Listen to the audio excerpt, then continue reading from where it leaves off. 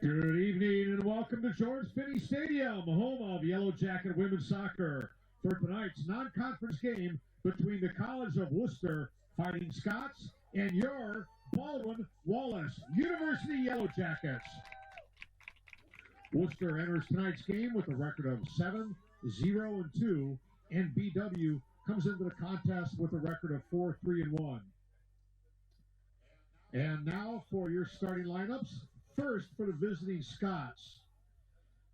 Number 1, junior goalkeeper from Spokane, Washington, Amanda Flory. Number 2, sophomore defender from Lansdale, Pennsylvania, Kelsey Maley. Number 7, a junior forward from Berea, Hallie Chris. Number 10, senior midfielder from Carmel, Indiana, Naomi Mann. Number 11, senior midfielder from North Ridgeville, Lindsay Moore. Number 17, junior defender from Upper Arlington, Bailey Farrell. Number 18, a senior defender from Grandview Heights, Ohio, Hallie Jorsky. Number 26, junior defender from Royal Oak, Michigan, Lily Glaza. Number 28, junior forward from Westlake, Emma Jarris. Number 31, senior midfielder from Rocky River, Grace Gascoigne. And number 33, senior defender from Meriden, Connecticut, Mary Soros. Head coach for Wooster, David Brown, assisted by Wes Davis, Carly Epler, Les Sabo, and Mariah Steffen. And now for your Yellow Jackets. Number 3, freshman defender from Loveland, Ohio, Ella James. Number 5, sophomore defender from Blacklick, Ohio, Carly Behringer. Number 6, junior defender from Mayfield, Ella Bart. Number 7, senior forward from North Royalton, Sydney Rice. Number 8, senior midfielder from Fairlawn, Jillian Neal. Number 9, freshman midfielder from Akron, Mia Fortunis. Number 10, senior defender from Sandusky, Paige Ackerman. Number 11, freshman forward from Lynchburg, Ohio, Kaylin Rich. Number 13, sophomore forward from Birch Run, Michigan, Sydney Mudge. Number 23, senior defender from Crestwood, Kentucky, Ellie Pinar. And in the net this evening, number 40, a junior from Chicago, Darcy Shane. The Yellow Jackets are coached by Jim Whitekin, assisted by Tyler Marzinski, Courtney Kofer, Elise Bingle, Ruthie Curry, and Cassidy Haynes. At this time, we ask that all fans please rise and kindly remove your caps as we honor America and those who protect our freedom at home and abroad with the playing of our national anthem.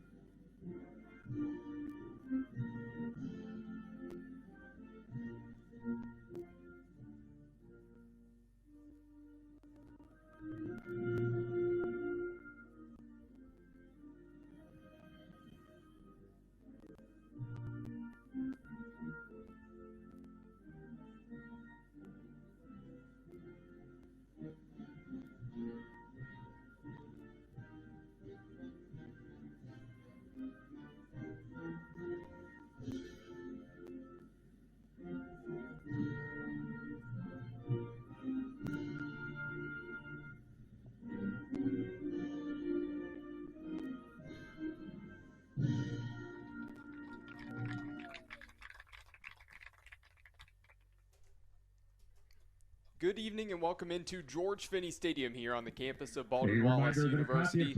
We're on this Wednesday night. It's women's soccer action as the Yellow Jackets come in with an overall record of 4-3-1, and they host undefeated Worcester, come in with a record of 7 wins and 2 draws. Cole McDaniel here with Logan Rogers, bringing the action live here on BWYellowJackets.com. as well as OAC TV. Logan, good to be with you here again this evening. Yeah, you too, Cole. Really excited to watch this battle tonight. Yep, this one tonight, well, we'll see how the weather holds up. You can probably hear from the crowd, Mike, a little bit. Some wind down there on the field certainly this evening. Supposedly on the radar, supposed to be some rain potentially rolling in somewhere between 9:30 and 10. Again, match should be wrapped up at that point. We shouldn't see any weather, but of course, we've always seen rain and storms come in a little bit sooner at times. So we'll see if the pitch stays dry. We'll see if the players are able to stay dry down there on the field. But to this point right now, despite the wind, no inclement weather here in this one at all. And again, hopefully it stays that way throughout this match. Mentioned that the Yellow Jackets have a pretty good record overall, 4-3-1, but they had a really tough slate the last 3 matches. They went up against number 8, Case Western. Fell in that one 3-0. Then they went on the road to Ohio Wesleyan, battled hard, but fell in that one 4-3. And then over the weekend, they went up against second-ranked Carnegie Mellon. They fought against them hard. Went down 2-0 in the second half. Ended up pulling one back. Just couldn't get that tying goal and fell 2-1. So 3 losses in a row for the Yellow Jackets. But despite the hot start to the season and those losses, you have to feel that those matches were an excellent test with conference play upcoming this weekend. Oh, yeah, for sure. And I really think that when you examine really the stats for the last 4 games versus first 4, we're giving up about 3 goals a game over the last 4 games. Those first 4 games where we went 3-0-1, we give up about just a little over 1 goal. So we're really going to look for the defensive intensity to pick up, especially in the second half tonight, where BW is being outshot this season 77-59 by opponents. So really that's where I think opponents are doing the damage, and we'll look to see if they can rectify that here today against a really potent Worcester attack. First shot attempt of the night going by way of Sydney Rice, who is one of the attacking leaders for the team. Had 39 shots on the season coming in. She now just hit 40 shots on the year with that one there that flashed high and wide to the left in transition.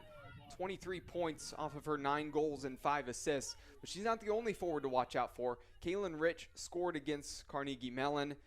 Got that lone goal for the Yellow Jackets in the last match that they were out. She has 19 shots herself, 15 points.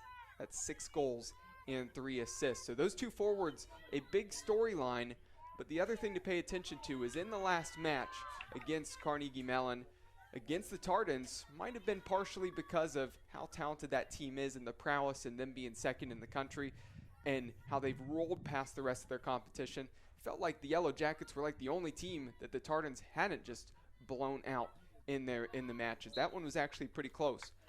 But part of what worked really well for BW is they went with 5 across the back. The 3 center backs, and then they had 2 wing backs that were pushing forward at right wing back and left wing back. And it seemed to really work for the Yellow Jackets, and it appears that they're going that way and how they're starting tonight as well. So this one's sent all the way down the field. Ackerman going to pick this one up at midfield, and the Yellow Jackets going to be able to reset the offense.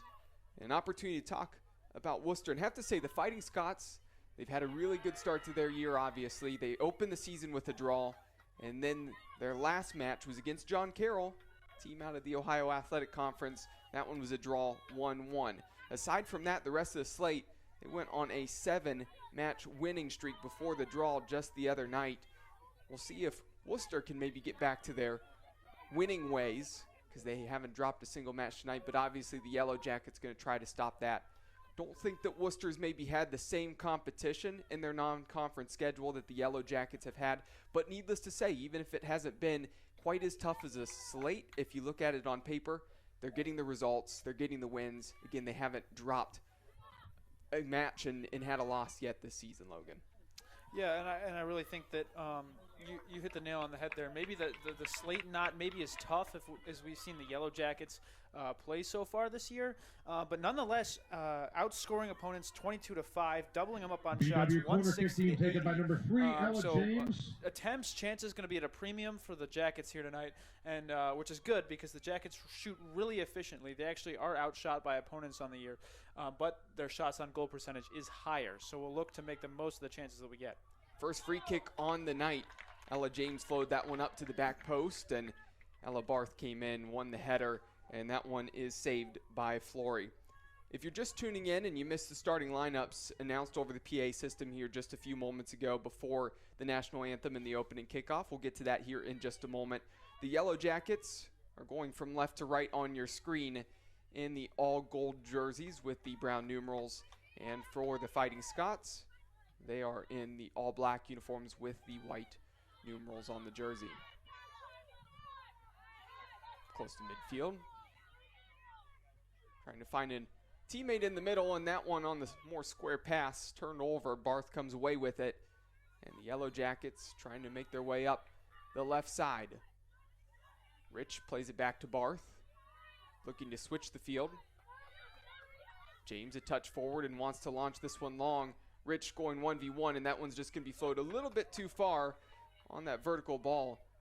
One more step, and Flory might not have been able to beat Rich there, but she's able to come out, command her box.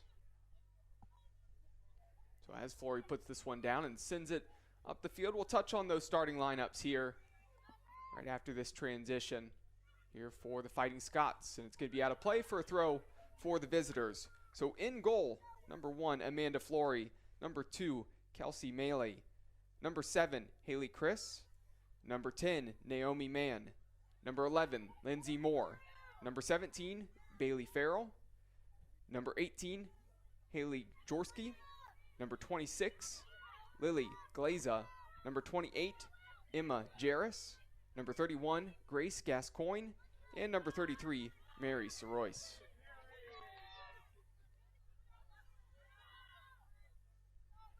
Barth trying to get out of the back. Heavy touch, an opportunity maybe for Wooster, but turning and just trying to send that upfield in the direction of Mann, and that one's cut out, intercepted.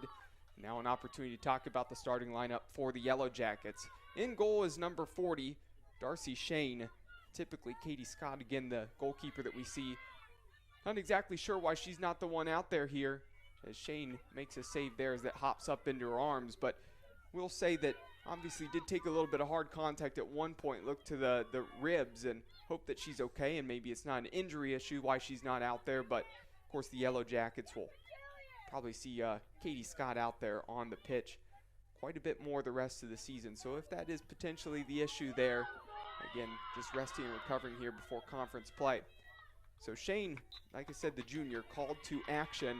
Rest of the starting lineup for the Yellow Jackets: number 3, Ella James. Number 5, Carly Behringer. Number 6, Ella Barth. Number 7, Sydney Rice. Number 8, Jillian Neal. Number 9, Mia Fortunas. Yellow Jacket Number 10, Paige Ella Ackerman. James. Number 11, Kaylin Rich. Number 13, Sydney Mudge. And number 23, Ellie Pinar.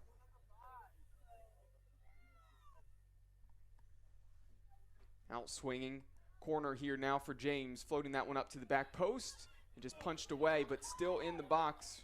Almost sat up nicely for the Yellow Jackets. Fire a shot there, but instead Worcester's able to get it away and trying to get out in transition. Played ahead. Shane indecisive there. Forward beats her to that one, and that one flashes just wide, and that's the indecisiveness from Shane. Thought about coming out, took a couple steps forward, then backed up, finally made a late decision.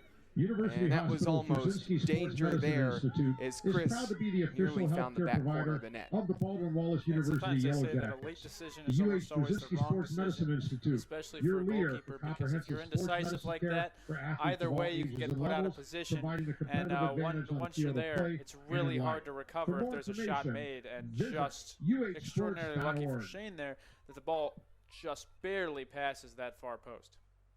So certainly a wake-up call for the Yellow Jackets. Best chance of the night for the visitors. This pass into the middle of the box rolls to Shane. Picks that one up, and Mudge has plenty of room out in front of her. Back to Rice, a little bit of forward back through. Fortuna's up to Rich. Opportunity to attack with speed. Out to the far side to Pinar. And that cross in the box going to just take a couple hops to Flory, so any danger averted there for the Fighting Scots in transition. But Pinar, I have to say, despite maybe not the best cross there, played well over the weekend, and that is likely why you see Pinar really playing at that. It's kind of like I've been calling it a left wing back spot, but definitely they get into advanced positions like midfielders there on the outside. Pinar on the left, and Mudge is getting the start on the right. Here is Mudge delivering a cross, and that one makes its way right in front of the frame of the goal towards the back post. No runners there, and that one's now going to be out for a throw for Wooster.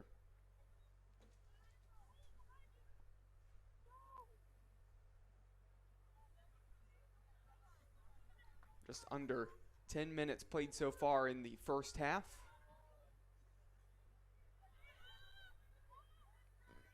Ackerman, nicely done there to find Behringer, and now back to Ackerman. They have to go all the way back to Shane.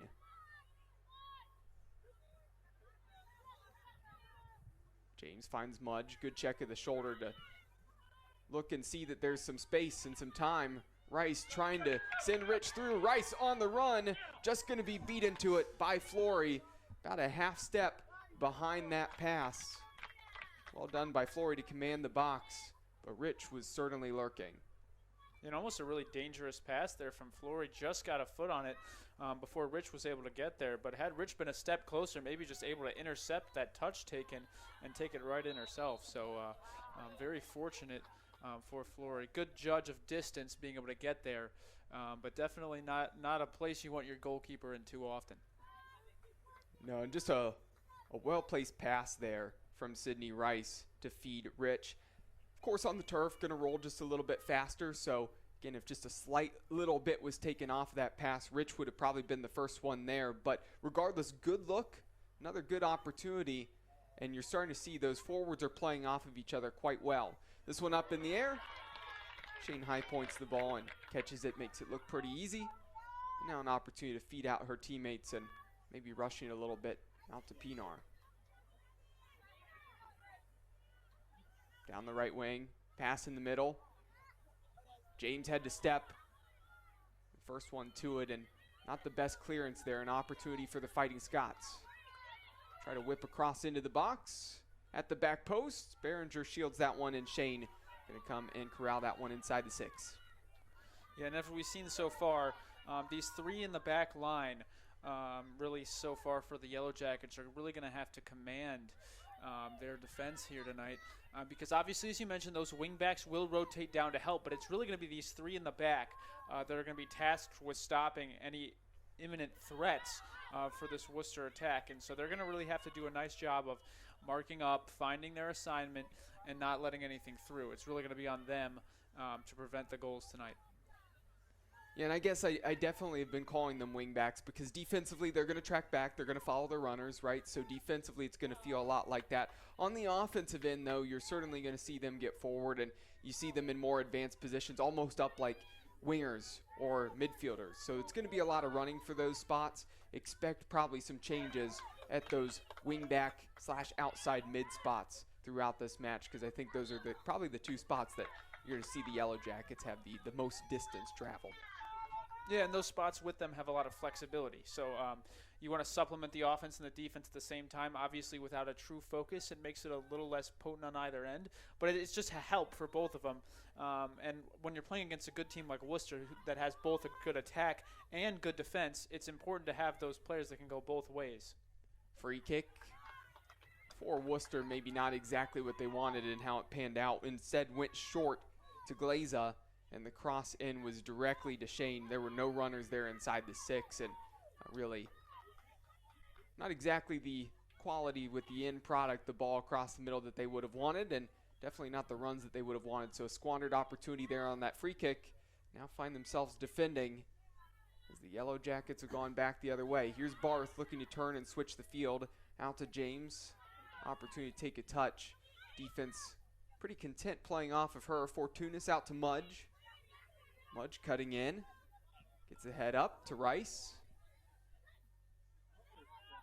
Rice making a defender miss, but just that little poke on that ball made it hop up, and she wasn't able to come away with it. And Barth tracking back, doing a great job and winning a throw for her team.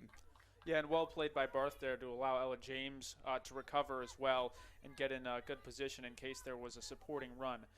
And that's what we're going to need to see today, the complementary play between your midfield and your defense in order for the Jackets to get the win.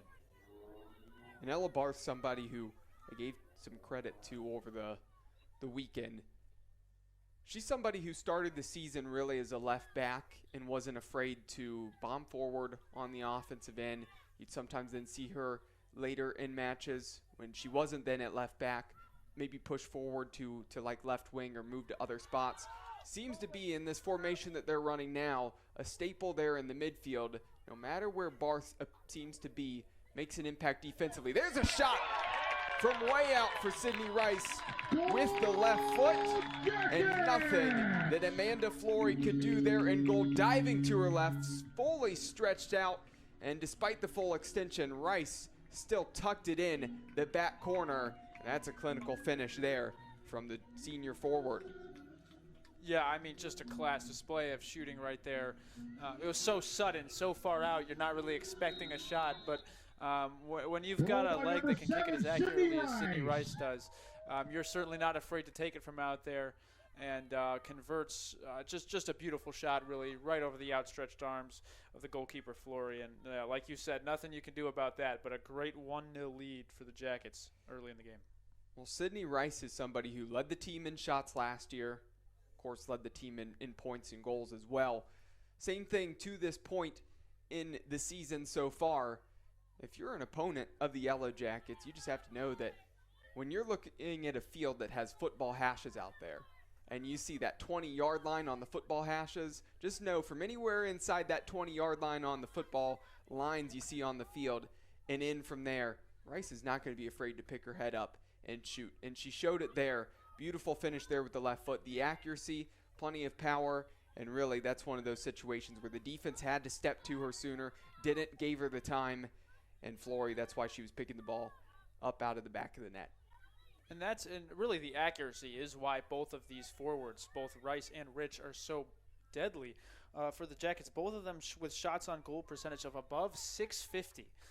So when you're talking about most of the shots coming from the most accurate people on your team, chances are you're going to score a few goals with that. And certainly we've seen that develop here this season. And what's going to make it tough is that they're both so talented in their accuracy that when you look to stop one of them and you step to one of them a little earlier because of what's happened in the game to set precedent, the other one can then capitalize, and that's kind of what we have in the two-headed monster here in these forwards for the Jackets. So the goal coming in the 14th minute here in this match tonight that puts the Yellow Jackets up 1-0, puts Sydney Rice into double figures in the goal-scoring column this season. That's 10 on the year for her so far to this point. That's also 25 points now that she has so far this season. And we have not hit conference play yet. Of course, this is the last non-conference match before starting conference play over the weekend. 28 minutes remaining here in the first half, and now that Wooster finds themselves trailing, a position they really haven't been in throughout the season, because again, they're undefeated to this point, as we mentioned at the beginning of the broadcast. 7 wins and 2 draws. They're going to have to find something on the offensive end, and I think they're going to have to look to Naomi Mann, who had 32 shots on the season coming in. Mentioned 16 points on 7 goals and 2 assists. She's really been the force offensively, the senior out of Indiana, that's helped lead the offense for them. They need to find her and get her more involved. Yeah, and that's going to be the key to Baldwin Wallace's defensive strategy as well, because Mann is so good with the ball. And that's kind of why we see, I believe, Ella Barth as well as Jillian Neal kind of playing that midfield and letting those 3 do their work, because Mann likes to play in the midfield, and keeping the ball out of there will be the key. Wooster in transition, and there's a goal. As that was picked up in the middle, Barth came in hard on a challenge. She's coming up a little bit limp there, but came in hard on that challenge. Official said there was advantage as that was picked up in open space by Gascoigne. And Gascoigne then went at the defense. Nobody stepped and stopped the ball. And then as the defender, Behringer, had to make a decision to go left or decide to start to come to the ball. Just a little bit of a half step towards the ball resulted in an opportunity for that through ball off to the right-hand side. And a slotted finish there, making it look easy for Wooster. And they're back on the scoreboard level, 1-1. Now here with about 27.5 minutes remaining in the first half, Logan.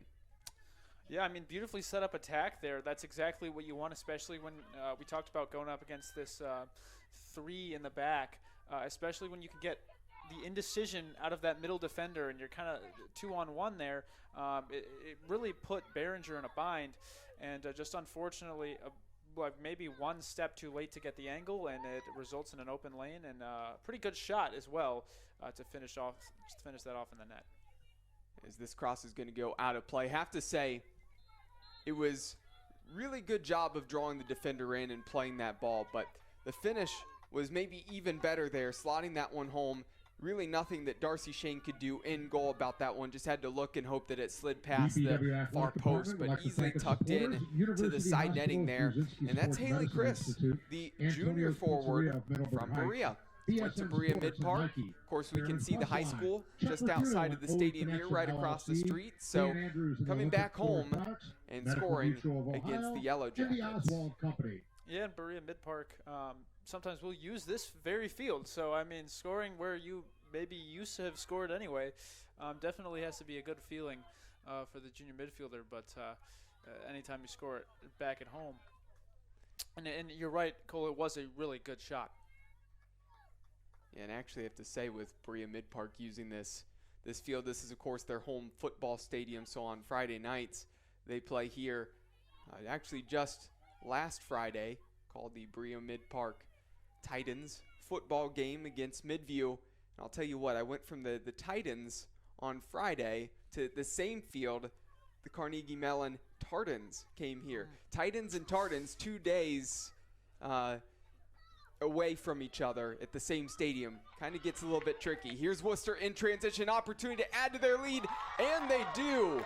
1v1 versus Darcy Shane. Sliding that one home is Grace Gascoigne, the senior from Rocky River. And again, a nice finish there, and just an issue for the Yellow Jackets defensively. It felt like the seas just parted, and that one looked easy, too easy for the Fighting Scots. Now they lead. Yeah, really kind of similar design, but once you get past Neal and Barth in the midfield, once you're past them with 3 left to go, it's really easy to slot a ball in there. There's a lot of extra distance with 3 in the back as opposed to 4 or 5 to work with if you're on the attack. So Worcester really taking advantage of that right now, and we'll see if the Jackets elect to stick to it or maybe devote another defender back there to kind of help out with the spacing issues that we seem to be having right now. So offsides against the Yellow Jackets as they were trying to go on the attack and see if they can level this thing up after conceding goals in less than 3 minutes. We're leading 1-0 just 3 minutes ago, and now feels like a little bit of disaster defensively. But there's a lot of time left on the clock. Of course, we're still about halfway through the first half. Just have to regroup, regather, and reset, and really probably calm down here right now. Again, try not to make some silly mistakes and see yourself go down even more. Yeah, and this is one of those crucial moments in the game where you really have to just kind of calm, like you said, calm down. Know that you're only down by 1. You've had a good attack so far as well, and just kind of shore up. No really unnecessary plays. Don't let it get to you that you're down, and just kind of regroup and reset up this attack, and it looks like they're doing that right now. Bailey Hall, who just subbed in for the Yellow Jackets, fed Kaylin Rich down the channel to the left-hand side. That cross, looking to send that one in the box, was cut out. Now Worcester has possession once again, looking to turn and switch the field. That one a hard pass for Worcester to deal with. Mudge going to keep this one in play, send this up to Rice. Rice trying to shield off. And one back by the Fighting Scots. Into the feet of Gascoigne. And that one's then out of play for a throw for the Yellow Jackets.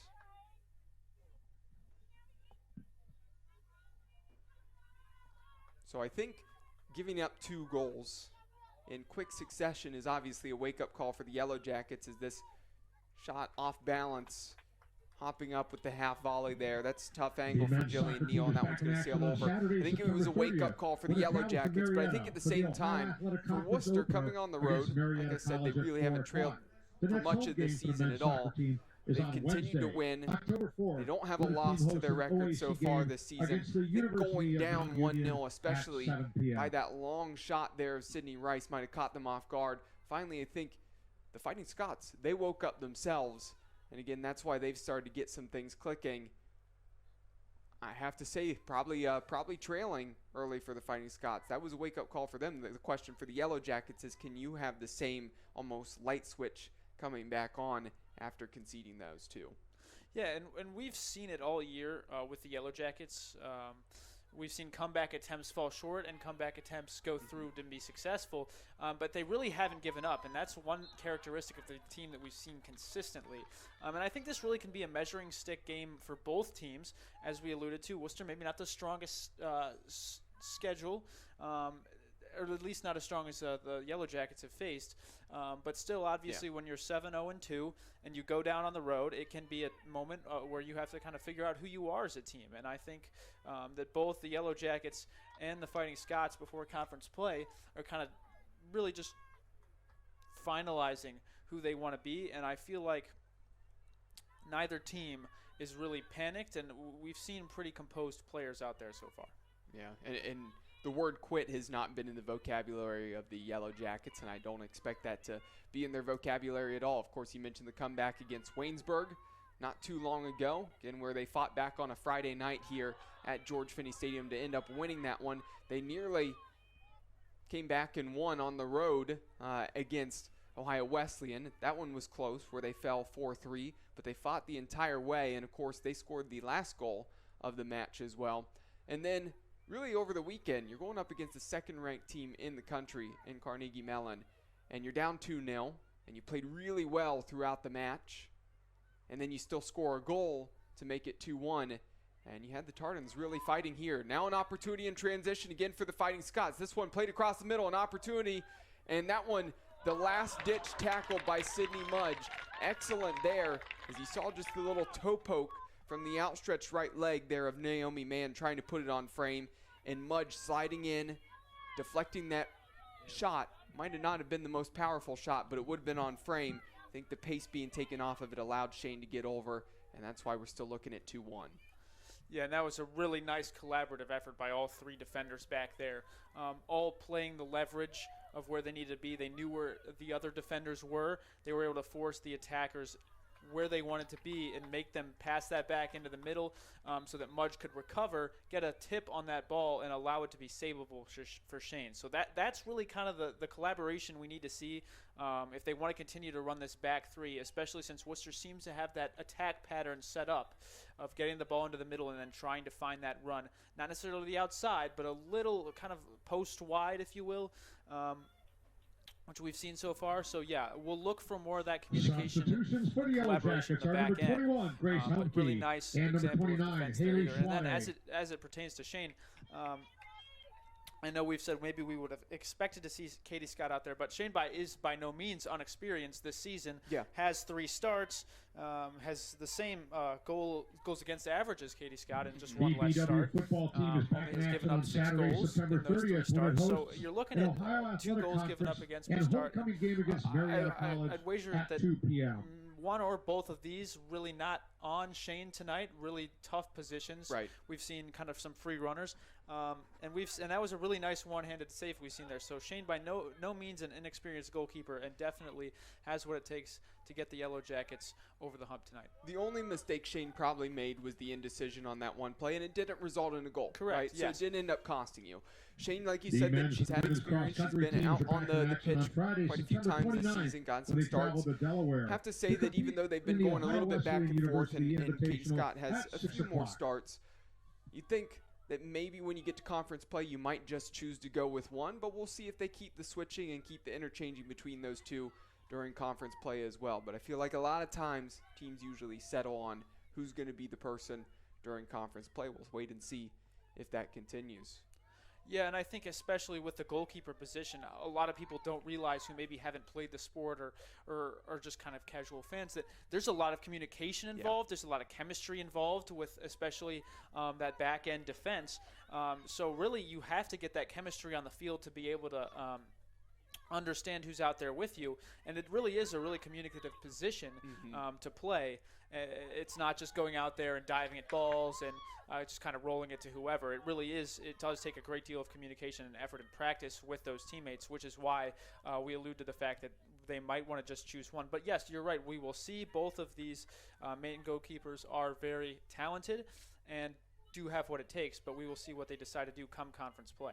Aside from us being up in the box and seeing from up above, being a goalkeeper is probably one of the best views of the field from out there. And you get to see really the entirety of the field. And like you talked about, even though they're back there and they have to make the saves, they can use their hand, they have to dive to the ball. Again, they're talking to their team because they're seeing all the way what's going up in front of them, and they're definitely needing to talk to that defense. Just a few moments ago, a couple substitutions for the Yellow Jackets. Coming into the match is number 29, Haley Schwade, went in at the left center back spot, so Carly Behringer moves into the very middle of the three center backs as Paige Ackerman went over to the bench, getting a breather here right now. Into the midfield, number 21, Grace Helmke checked in for number 8, Jillian Neal. Long ball on that one, going to be easy for Flory to come forward and haul that one in. Just over 16 minutes remaining in the first half.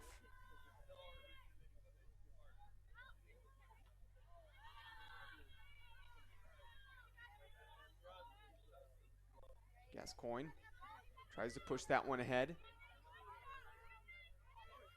Mann, opportunity to play this one back into the defense. Poor ball forward, shanked. Almost seemed like it was a little bit of a panic there. Had an opportunity to take a touch and then try to find a teammate, but instead that one just flies out of play there for Jaworski and the Fighting Scots, and a throw upcoming, and changes for both of these teams as well.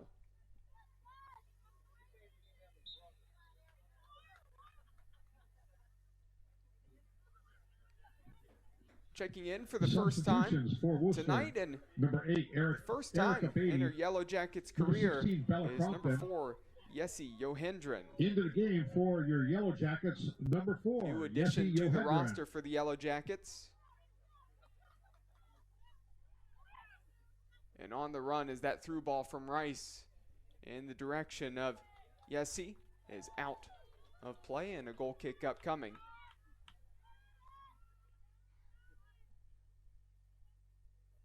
Also checking in for the Fighting Scots is number 8, Erica Beatty, sophomore midfielder out of New York.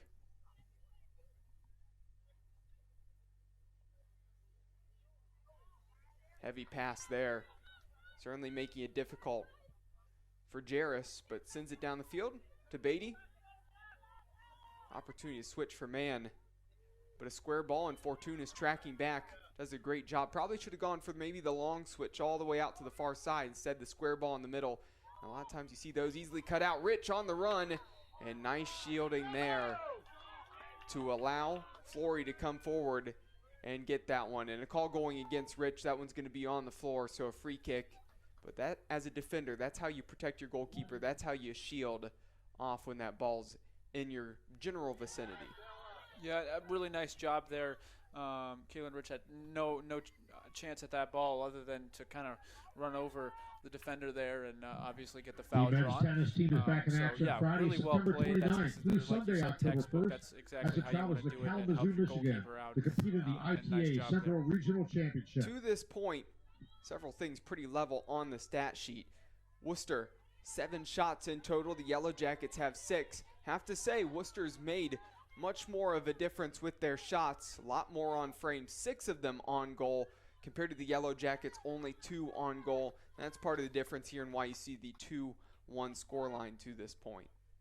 Yeah, that's kind of following the trend we've seen so far this season, with the Yellow Jackets being outshot but putting more shots on goal.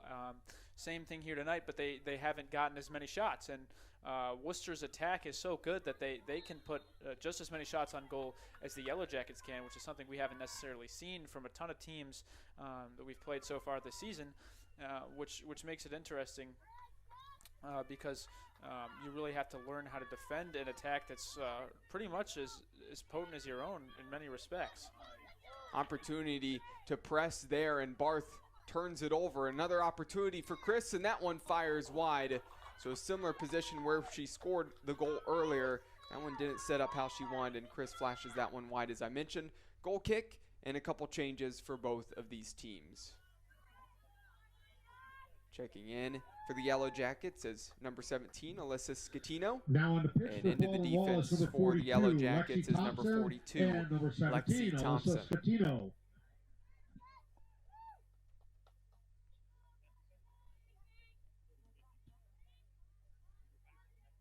And that shot just a moment ago for Chris that went wide. Only the second one that was off frame for Wooster.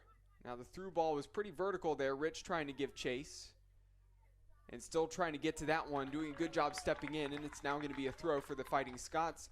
Next dead ball, we're going to see the Yellow Jackets make another substitution, but of course that is going to be on the next one here. The Fighting Scots don't have anybody over there at the scorers table.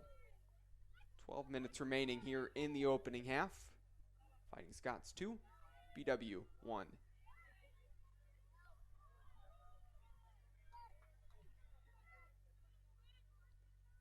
Hall trying to push that one past the defender and run onto it. It's intercepted. And sent up the line. And headed down. Thompson. Good box out there from Thompson, able to get that ball away. Thompson's there in the midfield here now. Trying to play that one forward. Probably should have gone back to Thompson there in the middle, instead turning it right back over to the Fighting Scots. Scatino.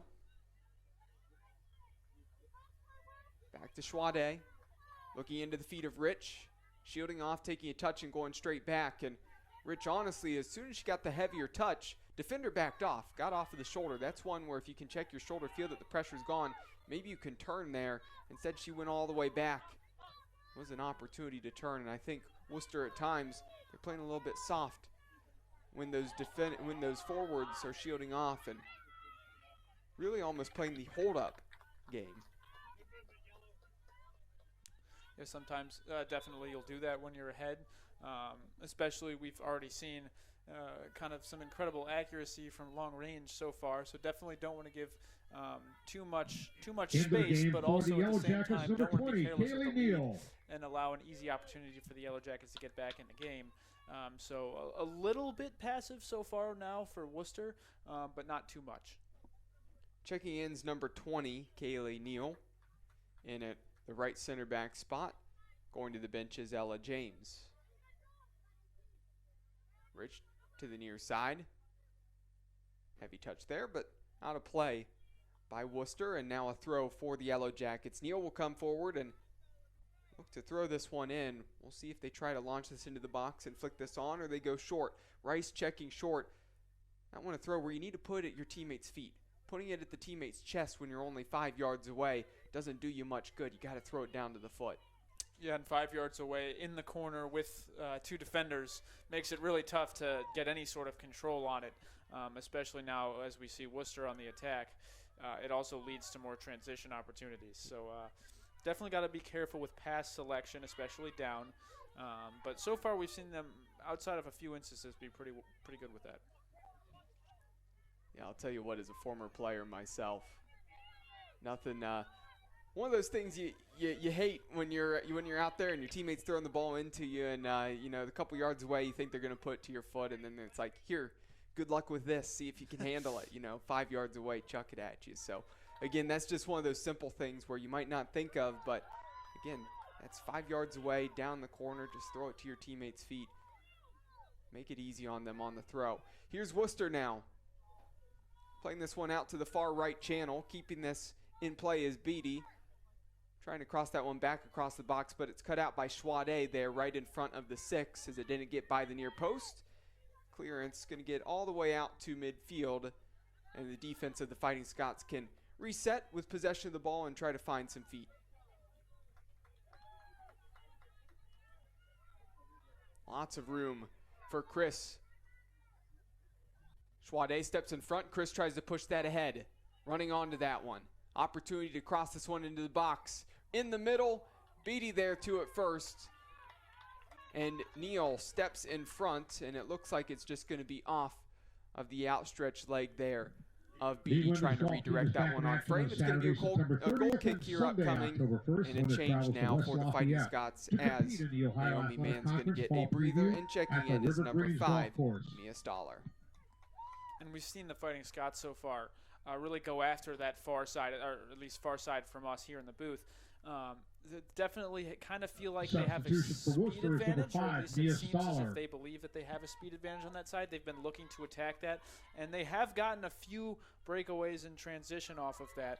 So we'll see how they look to attack that, and if the Yellow Jackets attempt to remedy that in some way. Rice to Scatino. Scatino on the touch there. Couldn't get it set up for a shot or get it out underneath of her feet. And now a misplaced pass, and that one's going to go out of play. And before this throw, want to remind everybody that tonight's Yellow Jacket women's soccer match is being brought to you by BSN Sports and Nike, the official apparel and uniform provider for Yellow Jacket athletics. University Hospital's Drasinski Sports Medicine Institute, proud medical health care provider for BW Athletics and its student athletes, as well as Dan Andrews and Olympic Forest Products, a global recycling company. You are listening to Yellow Jacket Women's Soccer on bwyellowjackets.com and OAC TV. So a free kick upcoming now for the Fighting Scots. Opportunity to take their time. 6.5 minutes remaining in this opening half, where they still lead on the road 2-1.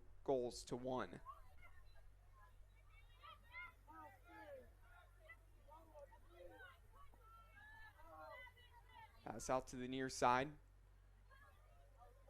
Trying to deliver across to the middle.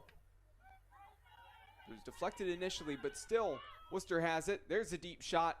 Looking to try to find that back corner, and one hop as it flashes wide of the goal. Certainly not the pace that Chris would have wanted to try to get that one past Shane, because Darcy Shane, even if it was on frame, would have easily been able to make that save there. Yeah, really, there just wasn't enough of a run there to warrant a pass in that situation. But nonetheless, the Yellow Jackets get it back. An easy decision for Shane just to let it go out of bounds. But here, Wooster now has it again. In transition, and number 31, Grace Gascoigne, has been threatening. See the quick, choppy steps. Very shifty on the attack. Doing a good job really putting pressure on that defense to try to force them to either step, and if they don't, not afraid to take it herself. She has been threatening on the attack, and if Wooster can keep finding her there in the middle, again, that could spell trouble for the Yellow Jackets. An opportunity here on the cross at the near post, and that one then redirected on frame, but a slow roller and a dive to the left there for Darcy Shane, and any danger averted. 5 minutes left. Yeah, and so far impressed with the Fighting Scots' creativity to make some of these runs. Great vision out there they've displayed so far in kind of getting down near those posts on either side, making it where they can, and really just having the eyes to see where they need to get. Rich looking for Rice. Rice with the left foot, and that one directly into the arms of number 1, Amanda Flory. And Rice, she hit that earlier shot with the left foot and tucked that one home from way outside the 18. That's one where 1v1 with the defender. Maybe probably should have, I would say, Logan, probably should have thought about chopping that one back, maybe getting on the right foot, setting up a better angle, because that's not the easiest angle, but no, she's not afraid to shoot. She has the ability to finish from tough spots. So I get wanting to fire there, but certainly there was no help defense coming back. You could have tried to take on the defender, go 1v1 to get a better opportunity. Yeah, I mean, never a bad idea to survey the field, especially when you've got some really good other attackers behind you, and you know that they're going to be running with you up there as you're ahead of everyone else. And it's really hard to hard for Sydney Rice as an attacker. That mindset, that confidence. You've already scored from 30. you're kind of like, oh, you know what you can do. So it's really just hard to throttle back when you see a one-on-one and you trust in your abilities like that. So I definitely do get wanting to fire. But yeah, I mean, sometimes it is better to delegate. Nonetheless, Sydney Rice on the year still with 5 assists, leads the team in assists as well, leads the team in overall points with 23. So pretty good decision making, but sometimes when you're in a heathen moment like that, you just want to put it in, get the tied up for your team. Certainly not a bad look at all. Understand the shot attempt, but certainly one where she would have had time to cut back and see about taking the defender on 1v1, see about setting up something a little bit better, a little bit easier, trying to tuck that one home. Before the throw here, a couple substitutions for both of these teams. And into the game for the Yellow Jackets. A few fresh bodies out there on the pitch here for the final 3 minutes of this half.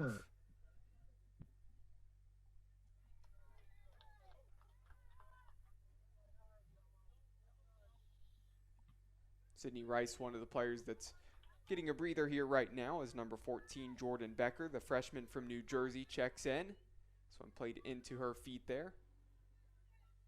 Yessie down the line. And that one should be shielded off, and it is, for a goal kick. Well done by the defender.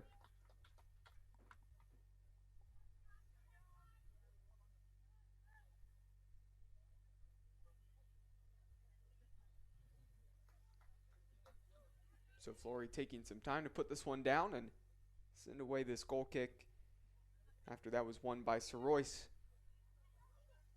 Here's Scatino. Thompson. Back to Schwade. And the defense spreading out right now, trying to check back. Play this one out to feet. Shane finds Neal. Touch forward, looking into the feet of the forward coming back in Becker, but a heavy touch there from Sir Royce, out for a Yellow Jackets throw up close to midfield. Yeah, and still some time here at the end of this first half to set up a nice attack as we see them kind of working it down here with these throws. But you definitely still have some time to set up a decent attack and get some runners in behind the defense there if you control the ball in this midfield. Scatino trying to get to that one. Lofted up in the air. Awkward for the defender to deal with it, but header won by Jorski. Opportunity for Scatino here. Sat up on the half volley. Not the contact that Scatino would have wanted there. Would have really had to make some solid contact and try to redirect that one on frame. Almost would have to been off the outside of the laces, so it would have been slicing the opposite way from a normal righty shot. Not the easiest chance, but at least a glancing chance before we hit the end of the half here in less than a minute. Well, and I believe that that was actually an intended pass for Caitlin Rich, who was open in the middle, so I believe that's why the curve went the way it did. I could be completely wrong, but looked like she was trying to find Rich there, but just a little bit too much on it. Tough angle there, unable to get it in. Had she done so, Rich was wide open in front of the net. Probably would have been an easy put in from about the penalty spot if she'd taken a touch. But nonetheless, as you said, good chance. Good to see something like that set up before the end of the half and gain the momentum as the Yellow Jackets have had the ball for most of this last 5 minutes. Maybe an opportunity at the end here for the Fighting Scots, trying to find a little bit of space, and poked away by Behringer. Well done defensively, tracking back as Chris was looking for a shot there at the end of the half. And that's going to do it for the first half here from George Finnie Stadium, Tressel Field, on this Wednesday night women's soccer matchup between the Wooster Fighting Scots and the Baldwin Wallace Yellow Jackets. At the half, Wooster leads 2-1. For myself, Cole McDaniel, as well as Logan Rogers. We're going to step aside here for about the next 14 minutes or so. Don't go anywhere here on BWYellowJackets.com and OAC TV. We'll be back after the break before the start of the second half, and we'll talk about stats and give a recap of the goals in the first.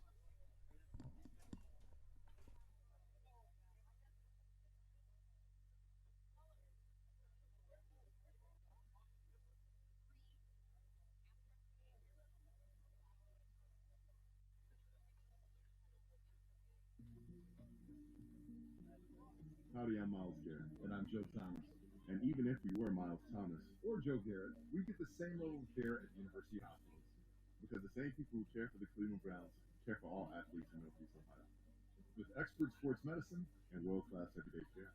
University Hospital's Jasinski Sports Medicine Institute is here for you.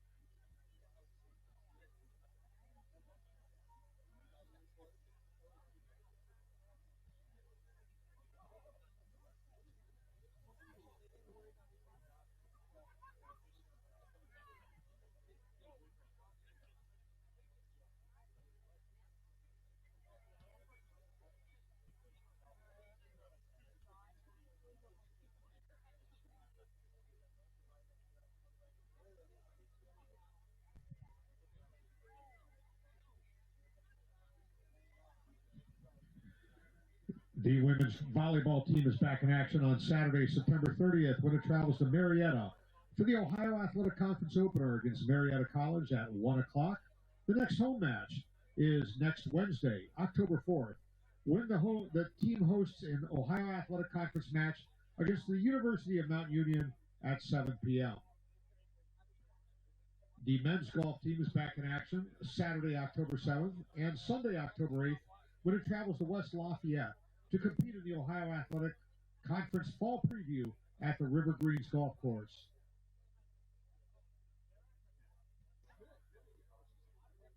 University Hospital's Drzezinski Sports Medicine Institute is proud to be the official healthcare provider of the Baldwin Wallace University Yellow Jackets. The UH Drzezinski Sports Medicine Institute, your leader for comprehensive sports medicine care for athletes of all ages and levels, providing a competitive advantage on the field of play and in life. For more information, visit uhsports.org. And the BW Athletic Department would like to thank its supporters: University Hospital's Drzezinski Sports Medicine Institute, Antonio's Pizzeria of Middleburg Heights, BSN Sports and Nike, Barron's Bus Line, Chuck Bertuno and OE Connection LLC, Dan Andrews and Olympic Forest Products, Medical Mutual of Ohio, and the Oswald Company. OEC, a leading technology company in Northeast Ohio, has an established educational partnership with Baldwin Wallace University to help drive the regional technology industry. By granting unprecedented access to patented technology with real-life applications, OEC helps enhance and further BW students' education while preparing them for their future careers. Together with OEC, BW graduates will continue to shape and grow the regional technology community. Visit us at oeconnection.com.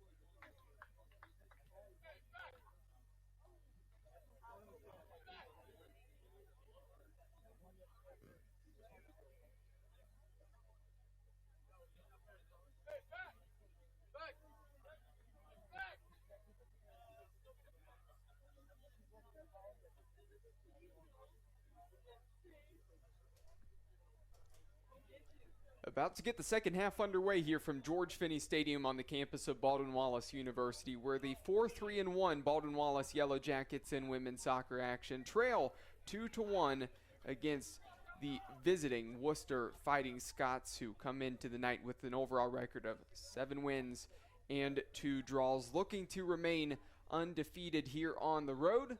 But of course, the Yellow Jackets, they got to talk some things over here at the halftime break, see if they can get back into this one. You're watching and listening live here on BWYellowJackets.com as well as OAC TV. I'm Cole McDaniel.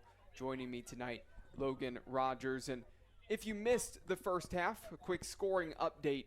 In the 14th minute, the Yellow Jackets took the lead here at home with the 10th goal of the season for Sydney Rice.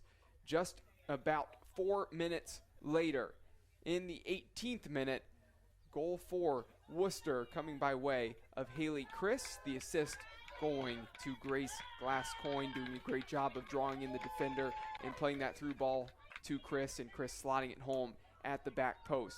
And then just 2.5 minutes later, in the 20th minute, Grace Gascoigne then gets a goal herself in transition. Made it look easy 1v1 against the goalkeeper, Darcy Shane. And that is where we stand to this point with that score of 2-1. The Yellow Jackets will be going from right to left on your screen. Wooster, of course, left to right. And the opening kick of the second half gets us underway. Logan, from your standpoint and watching in the first half, what did the Yellow Jackets have to do to see about trying to level this thing up and get back into this match. You know, Cole, I really think it's just about getting a consistent rhythm on the attack. I really don't think we've seen any sort of consistent attack so far. There's been a few chances here and there, all coming by way of different things. We've seen a little bit of a rushed pace to shoot instead of maybe set up the attack and find a better look. So I think patience, don't let the deficit get to you. It's one goal. Easily you can make it up, but I think it's patience and then finding something that works and kind of sticking to that until Wooster can change it. So I think it's really initially going to be about probing, seeing what maybe Wooster's holes defensively are, and then beyond that, continuing to apply the pressure from the offensive standpoint. And of course that goal for Sydney Rice was a gorgeous shot with the left foot from well outside the 18. But even though that one resulted in a goal, it feels like the Yellow Jackets throughout the majority of the night really, they've been content with settling for some of these deeper shots that they haven't been able to find the frame, been glancing wide or going high, maybe haven't been the best angles, the best opportunities. Of the 8 shots, 4 of them on goal. As for Wooster, though, it seems like they've been doing a better job of trying to get inside the 18, getting a better angle, having a better opportunity at the shot, and that's why they put 7 of their 10 on frame, making Darcy Shane try to work a little bit, have to make some saves. The Yellow Jackets, they have to be patient there. I know you want to fire when you see a little bit of a window of opportunity, but there are times where you can go at the defense, try to draw them in, make them make a decision, see if you have another runner to help you out and lay that one off. If they don't step to you, you can fire. We'll see if the Yellow Jackets, like you've mentioned, can be a little bit more patient there on the attack and actually get some better chances rather than settling at times. Here's Wooster, they have it. Gascoigne. And that one taken off the foot of Gascoigne. And now here's Barth in the midfield. An opportunity to turn and drop this one back into the defense. And Ackerman will feed James out to the right side. Wanting the long ball down the field. Looking for Rich.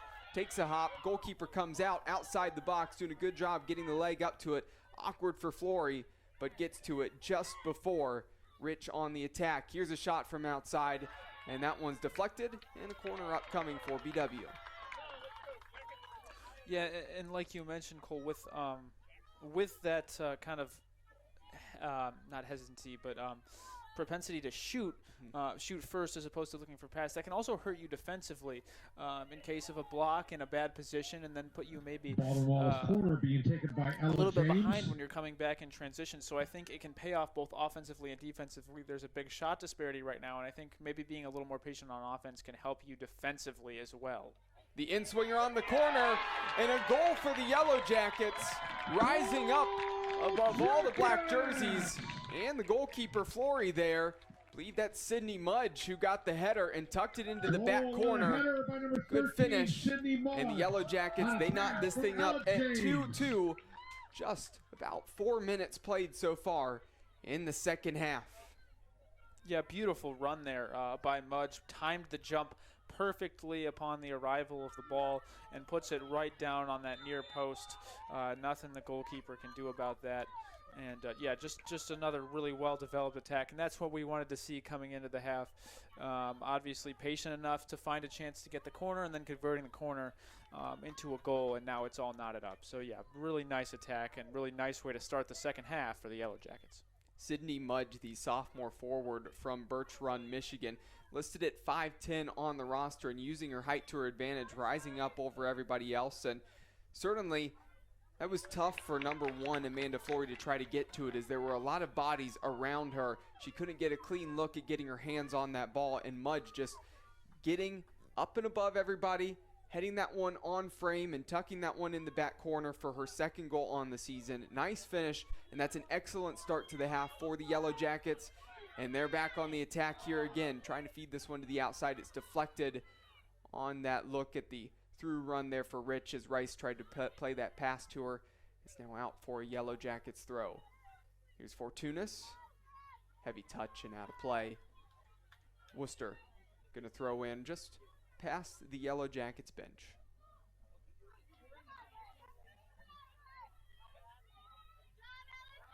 Gascoigne battling with Ella James, and James, the freshman defender from Loveland, on the slide tackle there. Sends that one out of play. A throw now for the Fighting Scots. Lots of room on the left side. Settle this one down. Find feet. That they do. Working around out to the left wing. Heavy touch forward. Trying to get around the inline. Play the cross in, and that one's going to leak out of play for a goal kick. Yeah, really nice defensive possession there by Ella James. Obviously really good technique on the slide tackle to not let the attacker get around, and then just forcing the ball out of bounds and getting possession back for the Yellow Jackets.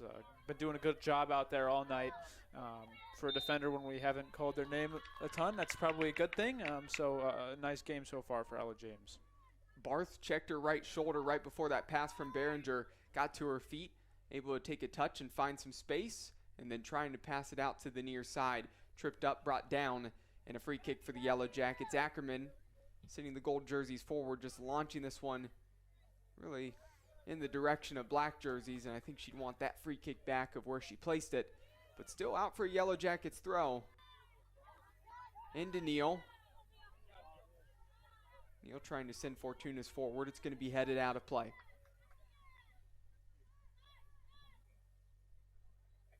Pinar was looking for Rich, intercepted by Wooster. Gascoigne in transition, trying to feed the speedster Chris, and doing a great job tracking back was Pinar. Barth out to Mudge. Into the feet of Rice. Just the hold-up play there to find Barth. Pinar has space out to the near side. Pretty good pass there from Barth on the money. That's one where Pinar should have used the left foot and opened up to touch that one instead, glancing off the right foot out of play for a throw for Wooster. Yeah, definitely some pace on that pass, but one definitely could have been corralled. Really a lot of space to work with there. So yeah, as you said, like to have seen a little bit more control, but obviously that's okay. And the Yellow Jackets do retain possession anyway. Yeah, it's one for Pinar that was probably just kind of stuck under the foot, kind of last-second decision because it did come in quickly. You have to make that decision quickly. But yes, if you use your back foot there and you use your left foot, you're touching it in play. If you use your right foot there and it comes off with some weird spin, it could be spinning towards your left.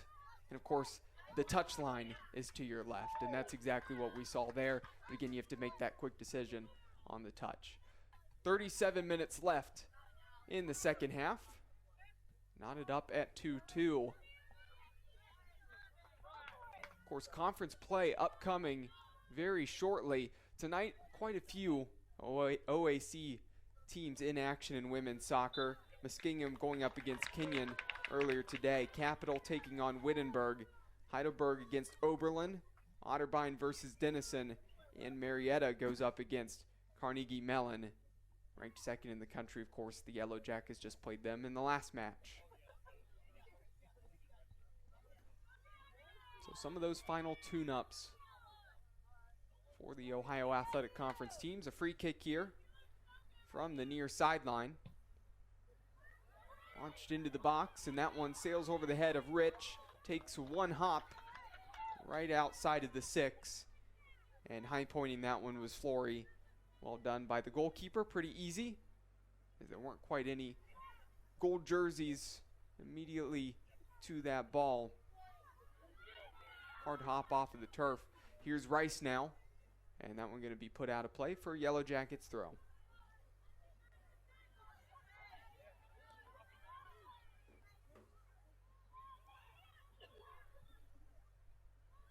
And that's optimistic there from Fortunas. Going towards the far sideline, away from goal, trying to whip the hips and the shoulders back around towards frame and hit that shot. Not sure if that was actually supposed to be across to the box and just was too straight and didn't have any whip on that ball, but regardless, easy there for the goalkeeper in Flory. And that one's got to be out of play. Yes, yep, it is. Yeah, and as you mentioned, with the beginning of conference play starting, I believe September 30th, first game against Marietta. Yeah. I do like how they do it in the OAC. Pretty much all the sports have their games against that one singular opponent. So we've got, I believe that weekend is men's soccer, Marietta, football, Marietta, women's soccer Marietta, even I think maybe volleyball Marietta as well. I do love how they do that. By the end of the week, you're kind of sick of looking at whatever school you're playing because you've been to so many games with the same opponent. But I do like that it kind of gets a little spirit of rivalry going throughout the week so you can get more wins overall sports. They do their best, but football's the tough one, of course, because football you have the 10 weeks in Division III college football for the regular season. So 9 of those weeks are dedicated to your conference in the Ohio Athletic Conference. So, of course, they've been playing conference play since week 2. Yeah. So definitely hard to sync that up. But aside from that, you are correct on men's and women's soccer and a lot of times volleyball crossing over at least. A lot of those sports, you will see things sync up very well there in the schedules. Probably does make things easy for the people who do handle scheduling in the conference when they can keep it really the same teams. Just have to put it all together then in the same week, potentially maybe on some different days as well. So you are correct. Fighting Scots have it right now. Step over. Tight pressure there. That's poked away and going to be out of play for a Fighting Scots throw. And I've really liked the composure that we've seen, really out of both sides, but particularly the Yellow Jackets coming in down at the half so far. Really stuck to the plan, got their attack nice and set up, and then got the goal to equalize. And now they're in good position to hand the Scots their first loss of the year if they can keep it up. But like we said in the beginning when they went down, that 2 goals were scored in less than 3 minutes apart from each other, and that can be really demoralizing, but really impressive. Just kind of staying together and sticking to the plan so far for the Yellow Jackets, and now they're in a really good position. Pinar looking for Rich down the left-hand channel was deflected, but the Yellow Jackets keep possession and reset this with the defense. James looking out to Mudge on the far side, touch forward. And now looking for Rice. Heavy touch there, but good step in by Sir Royce. It's going to be out for a throw. And before the throw, want to remind everybody that tonight's Yellow Jacket women's soccer match is being brought to you by the Oswald Company, risk and insurance leaders since 1893. Chuck Rotuno and OE Connection LLC, your global automotive technology provider, and Medical Mutual of Ohio, the official healthcare provider of Baldwin Wallace University. You are listening to Yellow Jacket Women's Soccer on bwyellowjackets.com and OAC TV.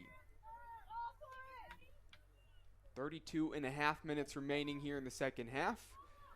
Long free kick, looking for the box, headed away at the front of the 18 by Wooster, doing a great job with Sir Royce, senior defender from Connecticut, getting up and winning that one. And the Yellow Jackets have it again, though.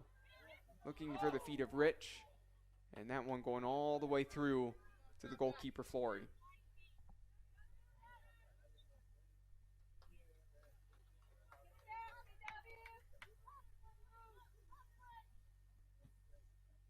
So the Yellow Jackets have had the better attacks here in the second half. 10 shots apiece in this match between these teams. 7 on goal for Worcester and 6 on goal for the Yellow Jackets. So BW settling down. They're doing a good job of getting more of their shots on frame here in the second half, which is something that a lot of their shots were glancing wide, glancing high in that first half. So again, maybe settling down a little bit too, which is a good sign. Substitution is Pinar's going to go to the bench. And checking back in is Jesse Johandren from Binsheim, Germany.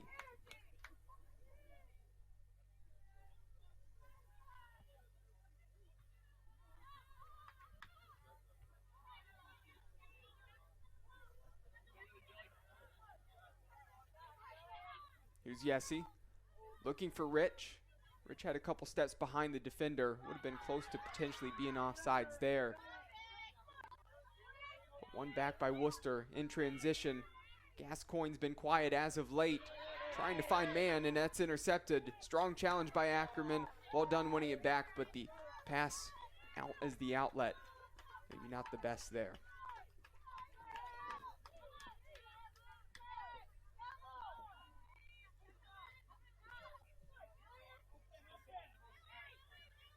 Maley finds the feet of Moore. Moore switching the field out to Farrell. 1-2 to Farrell, has some room. Very optimistic from deep. One hop. Darcy Shane gets over to that one and hauls it in. But my goodness, there's a long way out there on that shot. You have to hit a rifle or something to happen for that one to probably find its way into the goal. Well, funny enough, that was about close to the same distance we saw Sydney Rice put it in from in the first half, but definitely not as accurate as a shot as that goal was. So, and now a good transition opportunity for the Yellow Jackets. Opportunity off the deflection, holding it up on the play there from Rich, was trying to play that one back to Fortunas. It was cut out, so going to be a throw for the Yellow Jackets. But really a nice challenge there by Jillian Neal, the senior midfielder from Fairlawn, went to Copley for high school. And that shot that she had looked like it was going to be on frame, but it was deflected. And now before this throw, she'll go to the bench, making a nice impact there right before checking out. And coming into the midfield is number 42, Lexi Thompson. The sophomore went to Little Miami High School. Yeah, and really since the beginnings of the first half, we've seen that rotation of Barth, Neal, and Thompson all do a really nice job in the midfield. Really haven't seen much since those goals were scored of attack from the midfield as much from Wooster. So they've really settled in here nicely and been able to distribute pretty well additionally. 28 and a half minutes now remaining in the second half. The game's really been going the way of the Yellow Jackets as of late. But Gascoigne trying to turn on the Jets. Really nice job by Yessie Johandren getting in front there and really shielding off Gascoigne. Yeah, really nice shield, and then took a tumble onto that track, which if you've ever been on one of these rubber tracks, that is not friendly to fall on. And I'm 90% sure there's going to be a nice little arm burn there for a while after that one. But really nice effort to shield that. Yeah, because if she did not shield that one, Gascoigne could have been off to the races down the right wing. Was turning on the Jets. Now an opportunity, another deep ball into the box. Looks like that one was floated up, trying to get some backspin on it, see if it could hit the run there of Gascoigne. And Shane comes out, commands the box. Strong on getting to that one and then rolling it out to a teammate to really start the offense again. Next dead ball, we'll see a substitution as it appears like Bailey Hall. Seniors over there on the touchline right in front of the scorer's table. Yessie cutting into the middle. Pass to Fortunas, and Fortunas, the left-footed shot from outside, and that was one where Sydney Mudge, out on the far side, shaking the hands a little bit. Why didn't you get the head up and find me? Because Mudge had all day. If Fortunas would have taken a touch to set herself up on the right foot, instead of that touch, put her right back on the left, so she couldn't switch the field, go out to Mudge. Really only option there was to fire that shot, not the end product. Again, that's one where if you check that shoulder before and you know you have somebody out there, then you know to open up your body when you touch it to set you up for that next play. Yeah, exactly, especially when you take it with that left foot. Then you're kind of turning, closing yourself off to that even that peripheral vision to see Mudge running there on the outside. So, yeah, definitely on the pitch for the Yellow Jackets is number 2, Bailey Hall. Taken from the left foot there. Definitely would have seen Mudge had it been on the right. But nonetheless, another opportunity. We really have seen them be a little bit more patient, even in that attack there. A nice entry pass by Rice down to Yessie, and then Yessie back to Fortunas, but just unable to complete the play. But it's getting there. It's become a little more patient. In the first half, probably wouldn't have seen that many passes leading up to a shot attempt. So I'm liking where it's going so far, and they really have been making a concerted effort to get it down in with accuracy. I have to say, during non-conference play, there are times during non-conference play where you'll see the men's team and the women's team play on different days. When you actually hit the conference schedule, you mentioned that they're always playing the same team. So, for instance, if the men are playing Marietta on the road, the women are here at home. So, again, they don't really get to watch each other's teams really throughout the conference schedule. But you see the men's team, a good chunk of them down there on the sideline right now supporting this women's team here tonight because they played last night at Oberlin.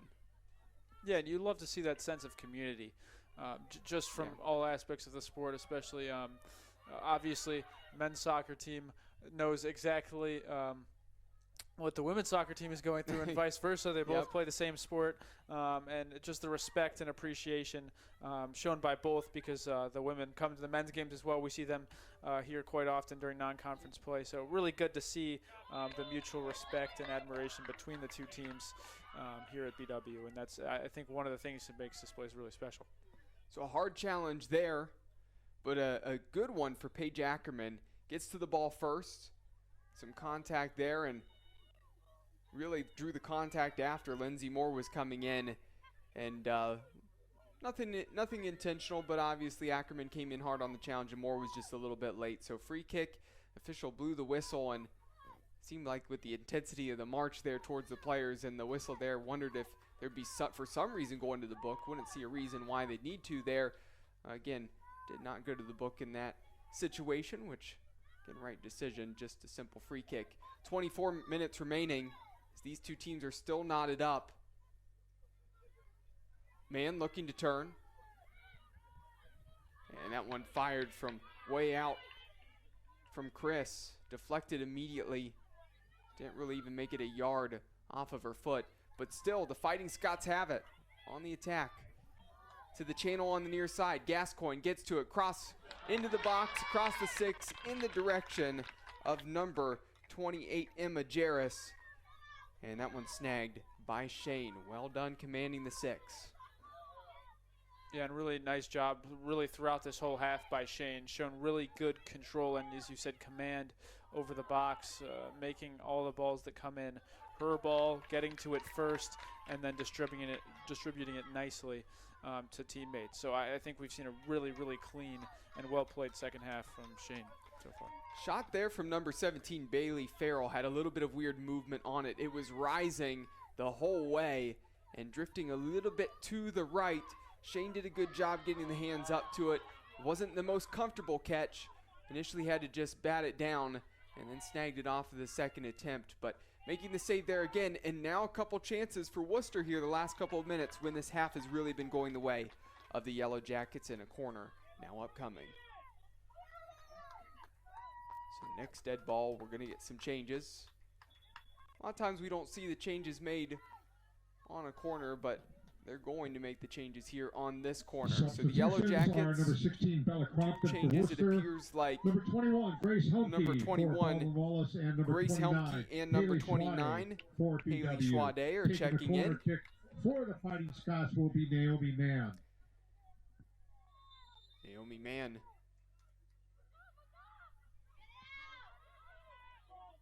Playing that one short and back and crossing that one in. It's number 2. Kelsey Melee, and that one's going to get all the way through to the far side, trying to clear that one. Helmke, heavy touch, and not going to be really enough space there for Hall to try to run that one down. It's going to be out of play for a Fighting Scots throw now.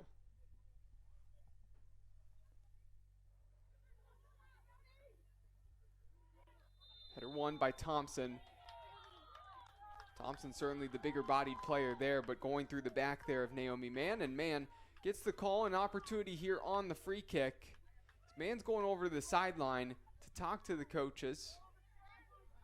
See what David Brown, the head coach, wants here. But looks like number 11, Lindsey Moore, initially wanted to set this one up to take the free kick, but I do believe that Naomi Mann's probably going to want this one. Short touch, just trying to set up a little bit better of an angle so she didn't have to go over the wall, and sailing that one high and wide to the right there off of the free kick. Squandered opportunity there from pretty good spot. Yeah, and the coach just trying to set up his senior midfielder, best attacker by far on the year, with a good opportunity there. A creative play as well, just doesn't end up working, but a good look for Naomi Mann nonetheless. Yeah, and that's a great distance for a free kick taker, because when you're just right outside the 18, it's hard to get up and over the wall and get it to drop down in time to be on frame. But when you have at least like 10 yards or 5 yards of cushion room and you're back just a little bit farther, that means you can get it up over the wall and get it down much easier than the closer you are. So that's a great spot. Surprised they didn't just keep it set in place and let Man try to hit it, see if she could get over the wall and down. Instead trying to set up the angle, and wasn't maybe the worst idea. The pass wasn't bad to set her up. Just wasn't able to get the end product there, and that's why we still are here at 2-2 with under 20 minutes left to go here in the second half. Could certainly be a thriller in this one to finish this match here as we hit the final stages of this one tonight. It just feels like it has the makings of maybe a really interesting finish, Logan. Oh yeah, I think these two teams all year have been involved in close games. They know how to win close games, and I think that's right on the money. I do think we could see an exciting finish for sure. Rich, the feed to Yessie, a touch, getting past the player, cutting back and brought down in the box. Nothing from the official yet, trying to let that one play on. Almost looked like he was anticipating advantage there for Rich. Of course, the fans of the Yellow Jackets want a call, as well as the men's soccer team supporters down below as well. And have to say, on that challenge, that's certainly borderline there. Some officials might make that call, some might not. Of course, not the luxury of VAR here in Division III college soccer. Now a hard challenge there in the box on the other side, and that's a late challenge. And I think yellow card actually going against the Fighting Scots. So some frustration there with the official that no call was made, thinking that should have been a penalty kick. And going into the book is number 10, Naomi Mann.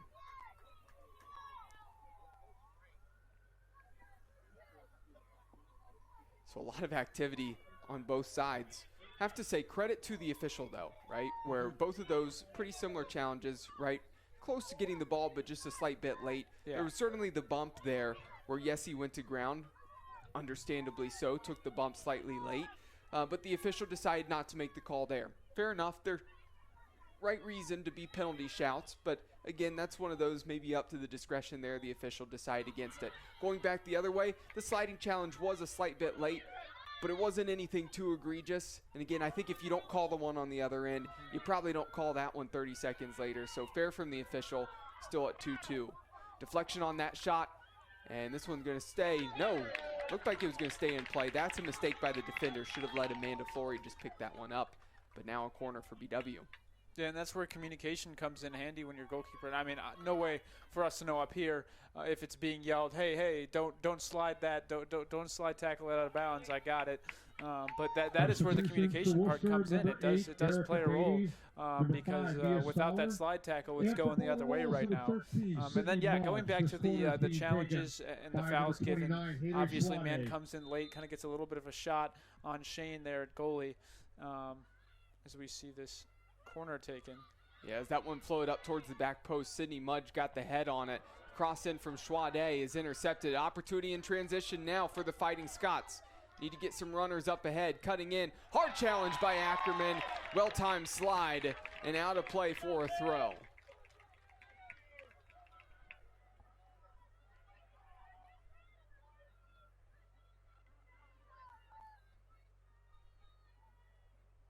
So the Fighting Scots now slowing things down a little bit. Next dead ball, we'll see a change for BW again.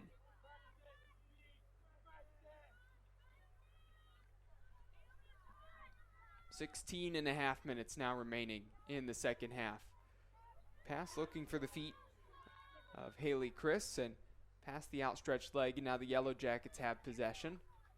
Shane looking out to the far side, slow pass. Opportunity to close in on that one with the challenge. Man doing a great job pressing. It is going to be out of play though for a Yellow Jackets throw. And here comes that change in the midfield as Alyssa Scatino checks in, and checking out is Lexi Thompson. Into the feet of Scatino. Heavy first touch. As that hopped up on her. Didn't really get contact on that ball before. Tried to get a touch on it.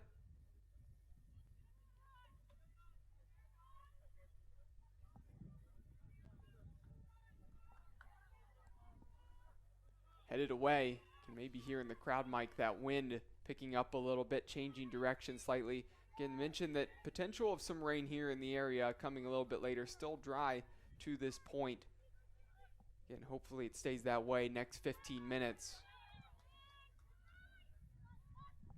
But the wind's really coming sideways across the field, so not really giving either of these teams much of an advantage with wind at their back or anything like that in this one here today. Kept in play, giving chase is number 8, Erica Beatty, but opportunity to shield this one off, and actually going to have to put that one out of play. Ackerman, so throw now for the Fighting Scots. And we've seen really kind of an evenly matched second half after that initial goal to start out by the Yellow Jackets. Both teams with some chances, some corners, some free kicks to set up, but really nothing doing. We've seen a few close shots on both sides, but it's really been kind of back and forth. Sometimes the Fighting Scots will attack for a couple minutes, and then it'll be the Yellow Jackets' turn to kind of have more of the possession, and we've really seen it back and forth. Really no way to tell who's clearly won these last 20 minutes so far. Just a really evenly matched game. Barth hasn't been on the ball much for the Yellow Jackets in the last little bit, but that time they're doing a good job getting to the ball, putting through a couple defenders and being able to clear that one out. So good job dribbling through the back and just clearing it defensively. Now this one's sailing high up in the air. Initial header one goes straight up in the air for Wooster. Scatino tries to get in there on the second attempt at winning the ball, and that's a late trip. Bringing down the opponent there. And that's won by maybe just a little bit of a lazy challenge there for Scatino, unfortunately for her. Maybe fortunate not going to the book there, but really the first misdemeanor of the night for Scatino, but just dangled the right leg out there, and now an opportunity for the free kick from midfield to send this one forward for Wooster.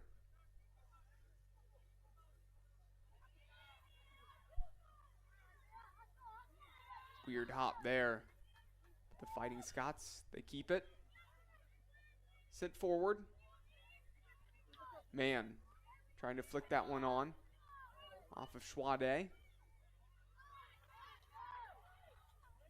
And here comes the rain. Mentioned that it stayed dry to this point. Now we're starting to get that rain that was, again, supposed to come after this match ended. But, again, you can never trust the exact timing on sometimes with those forecasts. And the last 15 minutes, actually a little less than 15 minutes, could make the pitch a little bit more slippery.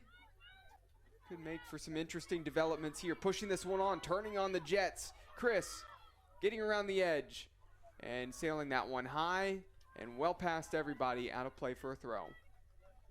Man, Chris, with that speed on the edge, we talked about it in the first half. Definitely an advantage out there.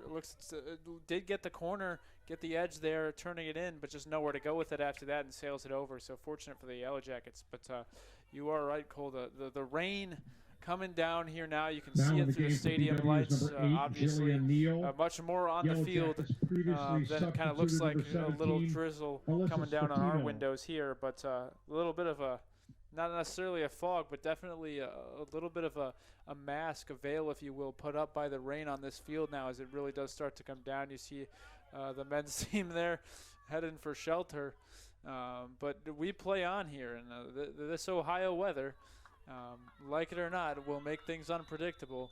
And in a pretty evenly matched game, it's kind of fitting that these two good teams will have the rain kind of as a factor in these last 11, 10 minutes.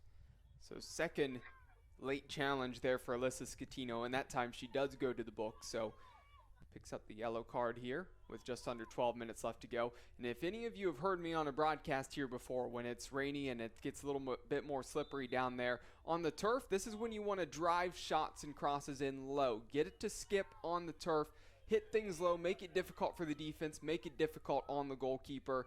An opportunity to do that certainly due to the rain here right now. Rich winning this one back.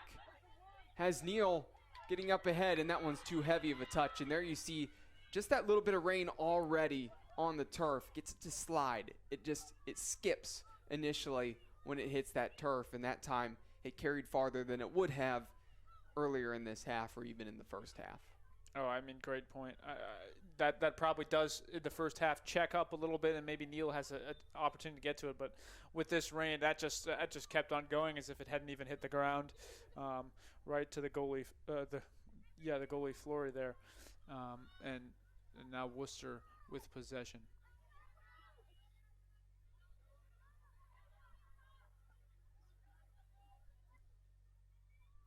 Pass up through the middle, intercepted by BW, trying to clear that one.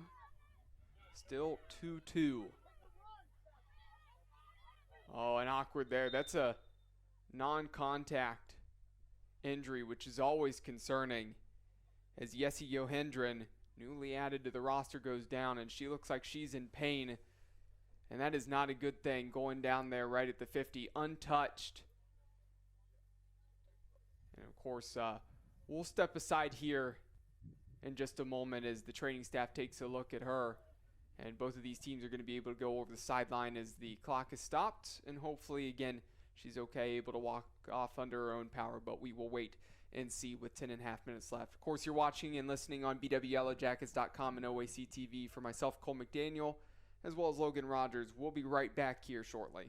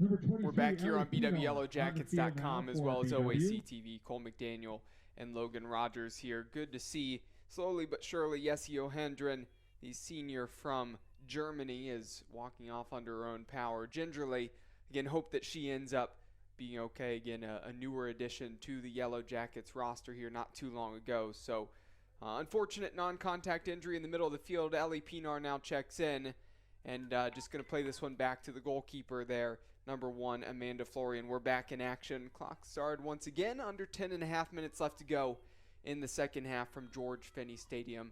2-2. All knotted up.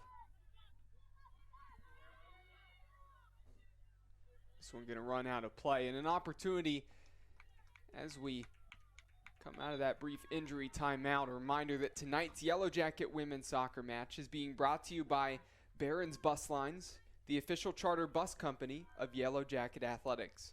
Mike's Bar and Grill in downtown Berea, a great place before or after any Yellow Jacket event. And Antonio's Pizzeria of Middleburg Heights, the official pizza sponsor of Yellow Jacket Athletics. You are listening to Yellow Jacket Women's Soccer on BWYellowJackets.com and OAC TV. Nearly disaster there for BW. too careless and lackadaisical, trying to work out of the back, really setting up Ella James in a bad position. And she got bumped as she tried to clear it out, and that one's out for a corner. Headed away by Barth. Rich back to Pinar. Finding Fortunas. Rice stepping in, and Rice plays that with the left foot off the right foot. And a wry smile there from Rice on her slipping on the turf and playing it off of her own foot out of play. Yeah, you almost would have liked to see Rice kind of back off and Fortunas take that, had the momentum coming with the ball. Seemed like a really nice delivery as well, and Rice would have been able to get another a little bit better position towards the middle. But nonetheless, Rice does take it, and unfortunately just trips as it's getting slippery out there for sure, especially on this turf. It is slick right now as Baldwin Wallace attacks. Yeah, and that's one where the freshman, Mia Fortunas, I know you're calling off a senior, but that's one where you should be shouting at your senior forward, mine, I've got it, shout, and really, she had the run of play. Mm-hmm. If you're Rice, you probably need to spin off of that one, let Fortunas get to it. Fortunas can attack 1v1, make that defender in front pick. Are you going to take the ball, or are you going to take the run of Rice? Because if you're going to take the run of Rice, I'm just going to take it forward and take that space. If you choose the ball, Rice could then be free if you can slot a pass through. Could be 1v1 on goal. Needless to say, though, now under 8 minutes left.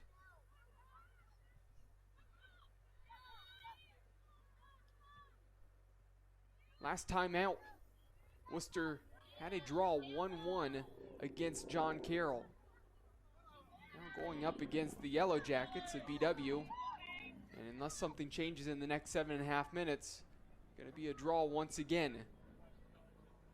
Game needs a hero to try to win this one. Who's going to step up and potentially get that game-winning goal? We shall wait and see.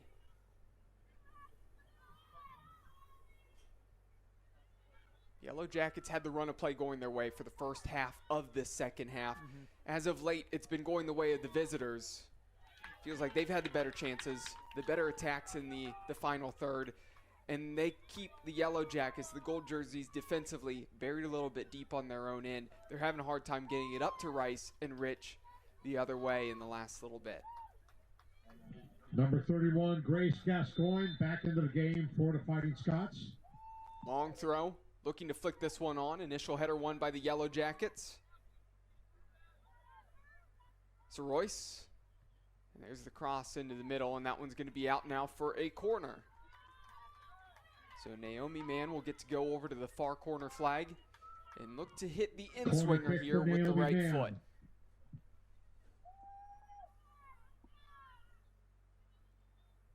This one hanging up high into the middle. Header one, and tucked home. Sat up perfectly inside the 6. And black jersey was the closest one to it. And finding the back of the net. And now Wooster has a 3-2 advantage with 6 minutes remaining in this match. Still time for the Yellow Jackets to try to level this thing. But that is how the match had been trending the last little bit. And sometimes there's not justice in this game, right? You can have a team that control possession. They control the run of the game, and just one chance can be the result of you going down. Have to say, though, for Wooster, they're going to feel like they got perfect justice, because the last 10, 15 minutes, they've had chance after chance after chance, just hadn't tucked it home. That time they do. Yeah, I mean, you could almost kind of sense something brewing there for Wooster for sure, and then really nicely played an in-swinging corner, get a nice header on that and put it right at the feet of your attackers down there, and someone's able to put it in. Just a really nice developed play there, and putting it in the back of the net with just over 6 minutes left, as now we're under 6 minutes here. But as you said, still time for the Yellow Jackets to come back in this game, and they have shown tremendous resiliency this entire season, and I expect them to do it here once again. The initial header on that in-swinging corner was almost cushioned down. Mm-hmm. Even though it was headed on frame and headed towards the back post, it certainly didn't have enough pace where it was going to get there. It sat up, kind of skipped up right inside the 6. All it took is who's the closest one to it, can you get to it? And fortunate for Wooster, the closest one there was number 17, Bailey Farrell. Got the left foot up there, tucked that one home. Nothing the Yellow Jackets could really do there. Unfortunate bounce. And now you're trying to regroup and regather. Under 5 minutes remaining. And that pass, that one's not going to do it, but that's awkward there. Shooting that one straight up in the air was Flory. Have no clue why she didn't take a couple steps back and just pick that one up inside the 18. Instead, outside the 18. Poor decision on the clearance. Yeah, Flory definitely with enough time there just to kind of control it. And then with this turf being so slick, just kind of checks up on her there and not able to get a great clearance off of it. But nonetheless, Wooster retains possession and is back on the attack. Yeah, and sometimes when goalkeepers commit, they forget that you're only a yard or two outside of your box. Just take a step back or two, and you can pick that one up. Now in transition, cutting in, a left-footed shot directly into the arms there of Shane off of Crompton's shot. Rich giving chase. Still giving chase right now, closing in. And that one's going to be cleared out for Yellow Jackets throw. So good hustle there from the freshman forward, Kaylin Rich. Yeah, Rich has been running hard all night. There we saw her go essentially from the opposite 50 down to here near the corner flag. Really impressive all night with the hustle from Rich, given the fact that she hasn't had too many chances. Yeah, not sure about that decision there for Neal on that shot. The game for Worcester is number 29, had plenty of Ellie time to take a Seguro. touch, get the head up, maybe try to find a teammate. Instead, that's a one-touch shot from way out, and that's going to take a little bit of time off the clock. Of course, there's substitution, so they stop the clock there here later in this half with under 3.5 minutes left to go. Still a little bit of time, but the clock's not your friend if you're BW here right now. Looks like the rain has stopped. Still, the turf would be just a little bit slick down there, despite the rain's not coming down still to this point.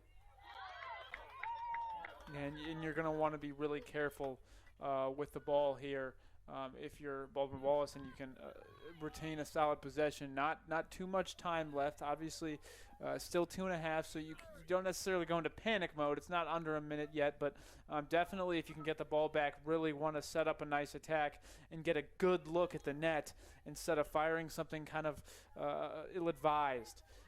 So definitely going to look to see how they're attacking, and they're really running hard in these last couple minutes. Really bad pass there. An opportunity for the Yellow Jackets. I am not sure what's going on for Flory. She's had a pretty good game here tonight, making a big mistake there, passing it directly into the feet of Mudge. Mudge was running onto that one, and because of not probably expecting that one to come to her, heavy touch, and Flory should have just scooped that one up and picked it up. Instead, dove, parried it to the side, and really fortunate that the defenders were there to help get that one away and clear it out, or else we could be looking at 3-3 on the scoreboard. Yeah, almost a massive blunder there, as you said, from Flory. Really not sure what the intent was there. Maybe just slipped, maybe just indecisive with positioning, whether or not she was in the box. But really fortunate for the Fighting Scots that nothing came of that, because that could have been disaster. Good get past Fortunas up to Rice. Rice letting this one back to Neal. Neal has room to run. Finding Mudge. Mudge turning. And Fortunas on that run was offsides, trying to hop back on sides. It's going to roll to Flory. An opportunity to kill at least a good 5-10 seconds here off the clock, pushing bodies forward.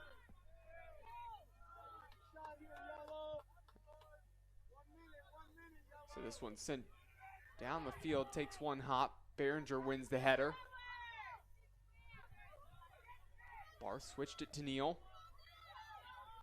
Jillian Neal looking for the run of Mudge. 1 minute. And that one's just going to slide back to Flory. Not a clean save. Mudge trying to keep that one in play, and it's going to result in a goal kick. Really unfortunate there for Mudge.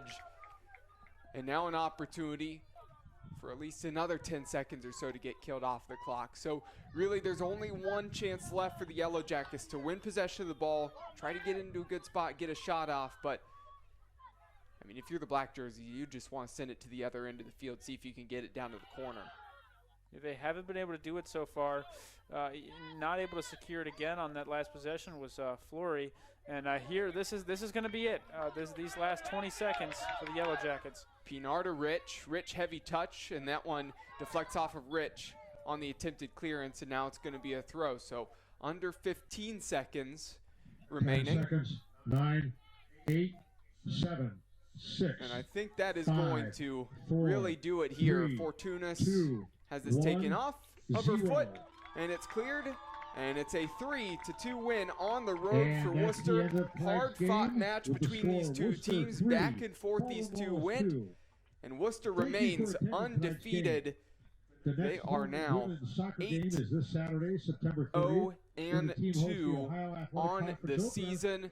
And of course, mention that this is the end of non-conference play for the Yellow Jackets. Of course, conference play is coming up here shortly for Worcester as well. So, of course, they're really getting prepped for that, as Wittenberg is who they will be facing on Saturday. As for the Yellow Jackets, who dropped to 4-4-1, been a tough stretch. The second match here of this 3-match homestand doesn't go the way they want. They're on a 4-game losing streak. It's been a very tough 4 matches. Really tough test with the opponents they went up against. But despite the losses and the close loss here tonight, like I said, those tests could well prepare you for conference play. Of course, you'd want to go into conference play on a victory. But again, all those tests are going to hopefully do you a little bit of good and be prepped for that long haul of conference play over the course of the next month. But on Saturday, at home against Marietta. Yeah, I mean, for sure. Definitely not the way they wanted this homestand to go. Once again tonight, we see 3 goals given up, and that's kind of been the average on this losing skid. This streak that they haven't won any games, not without a fight. It's been close. A lot of them have been close. We've had, I think, maybe 2-1, 4-3, and now 3-2. So just right there, and I think they're right on the edge of turning the corner. Really didn't lose the game until the final 6 minutes, so when that unfortunate corner came into the box. But those are just some little things you shore up at the end. I really did think they played a good Fighting Scots team pretty well tonight. Yep. I thought the strategy was good. They made the necessary adjustments after letting up those 2 goals in the first half. We didn't see any chances like that again. I think they adjusted well. They played really hard throughout, and I think they're just a little bit away from being able to flip that switch come conference play, and I think we'll see that on Saturday night. Of course, the Yellow Jackets, they got the opening goal of the night. Worcester responded back very well, getting 2 goals of their own. Yellow Jackets, beginning of the second half, they scored again to level this thing. It was level almost the entire second half until really within the last 8 minutes. Worcester, they got the deadlock broken there with that final goal, and they win this one 3-2, as we just mentioned. For everybody out there who have watched and listened live, I want to thank you for tuning in this evening. For myself, Cole McDaniel, as well as Logan Rogers, want to wish you a good rest of your night. Enjoy the rest of your week. And that does it for us here on BWYellowJackets.com and OAC TV.